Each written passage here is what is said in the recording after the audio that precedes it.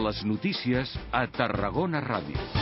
L'Ajuntament convoca una nova reunió amb els funcionaris municipals per abordar els efectes de les retallades pressupostàries. I és que l'equip de govern calcula que l'any que ve s'hauria de reduir entre 1 i 2 milions d'euros la partida de personal.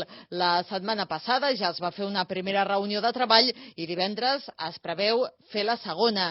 Els funcionaris es mostren inquiets i demanen a l'Ajuntament que clarifiqui el pressupost abans d'aquesta nova trobada. De fet, avui mateix decidiran en assemblea si assisteixen a la reunió o esperen a que els comptes estiguin més clars. Jordi Pallàs, president de la Junta de Personal de l'Ajuntament, explica que els treballadors tenen dret a saber les retallades que s'apliquen també en altres àmbits.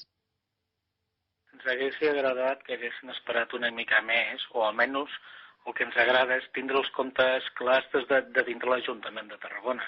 Quan parlo dels comptes clars estan parlant en veure en quines partides s'estan retallant, perquè clar, ells només ens parlen de personal, però a nosaltres ens agradaria veure tota la fotografia sencera per poder dir i explicar al treballador municipal mira, estan retallant allà, nosaltres hem de fer aquest esforç o no podem, però clar, sense veure el pressupost general també ens costa molt seure aquest divendres.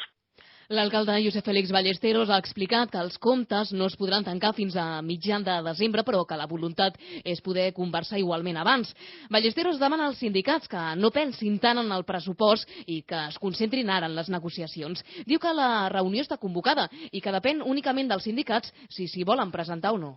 Que congelin el que vulguin. El document de pressupostos nosaltres ja vam dir que el tindríem igual que Reus, igual que moltes ciutats, cap a final del mitjans del mes de desembre, i amb ells els hi ha de ser igual el capítol 1, el capítol 4 o el capítol 6. El que els importa són la seva situació laboral.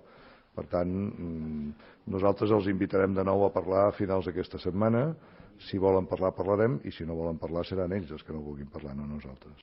L'estalvi en personal es vol aconseguir, entre d'altres, suprimint hores extres i complements de productivitat. Repassem altres notícies a la 1:48.